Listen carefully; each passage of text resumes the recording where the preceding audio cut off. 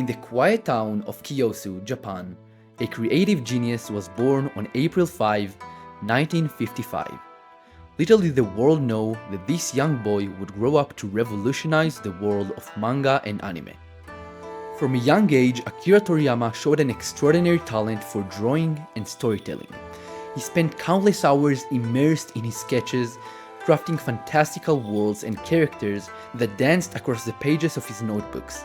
His parents, recognizing his passion and potential, encouraged him to pursue his dreams. Despite facing numerous challenges, Toriyama remained determined to carve a path in the competitive world of manga. He continued to hone his skills, experimenting with different styles and techniques, and submitting his work to various competitions and publications. In 1978, Toriyama published his first manga, Wonder Island, in Weekly Shonen Jump magazine, and it finished last place in the reader survey. Toriyama later said that he planned on quitting manga after getting paid, but because Wonder Island 2 was a failure as well, his stubbornness would not let him quit, and he continued to draw failed stories for an entire year.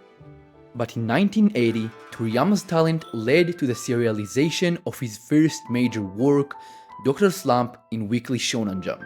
This whimsical and comedic manga centered around the adventures of a quirky scientist and his android creation quickly captured the hearts of readers across Japan. Dr. Slump catapulted Toriyama to fame, establishing him as one of the leading manga artists of his generation. Now let me take a quick break from telling Toriyama's life story and let me explain about the drawing itself. So I had a lot of different ideas for the video, drawing only Toriyama, drawing the Z-Fighters around his grave, and a few more, but eventually I decided to draw him in the middle and surround him with as many DBZ characters as possible. Then, as you saw at the beginning of the video, I started from drawing Toriyama himself, and at first I made him look very creepy, and then I started sketching the characters, obviously starting from Goku and Vegeta, and slowly I added more and more characters. And just for the record, I drew 31 characters, not including Toriyama, which is a lot by the way. When I finished to sketch everyone, I started to clean the drawing and I added a few final details, and I also fixed Toriyama's face, which took me more than 3 extra hours and caused me a lot of mental issues. Now let's get back into the story. As I said, Dr. Slump catapulted Toriyama to fame. However, it was Toriyama's next creation that would truly mark his legacy in manga history.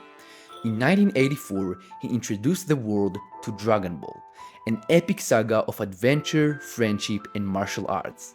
Set in a vibrant universe filled with powerful warriors, mystical creatures, and magical artifacts, Dragon Ball captivated audiences of all ages. Dragon Ball gave the world some of the greatest and most iconic scenes in anime history. It completely changed the world of anime and manga, and most of the manga artists these days grew up watching Dragon Ball themselves. I've been watching Dragon Ball since I was 8 years old, and it changed my life in so many ways, from drawing to working out to the way I look at hard work, dedication, and friendships. Toriyama died on March 1st at the age of 68 from an acute subdural hematoma, which is a type of bleeding in the brain, at least in my understanding. Even though he died and it's horrible and I can't even imagine the pain of his family, his legacy and the worlds and characters he created will forever be remembered.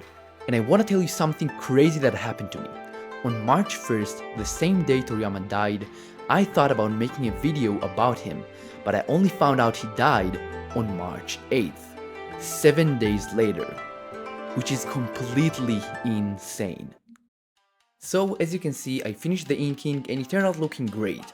And then I started the coloring, which was so much work because I had so many characters to color and each one of them was colored completely different. And I also have 320 colors, which make it very difficult to find the right color. And now let me explain what happened to me in the last month and why I wasn't active. So when I finished drawing Goku in full size, Toriyama has already passed away. So I immediately started to work on this video, but it took me way too long to finish it. Why? There are a few small things that happened. I went on a trip with my friends and I was also sick for a few days, but the main reason it took me so much time that I just didn't manage my time well, and even though I thought I was working all day, every day, I was actually wasting a lot of time. Now obviously this drawing really took me a lot of time to make, it was very difficult to make, but I'm sure I could finish it at least a week ago, if not even earlier, if I would just be more focused. And I don't really have anything to say right now, so just watch until the end of the video to see the end results.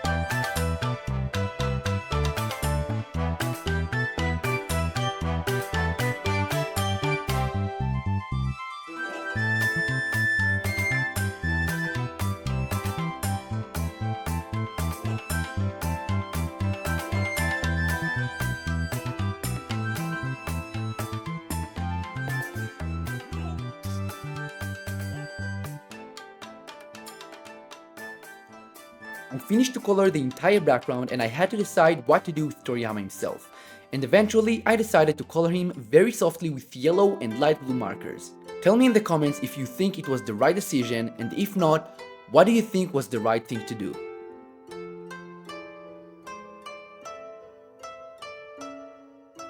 So this is it for today. I hope you learned something new about Akira Toriyama, and I hope you liked this awesome drawing.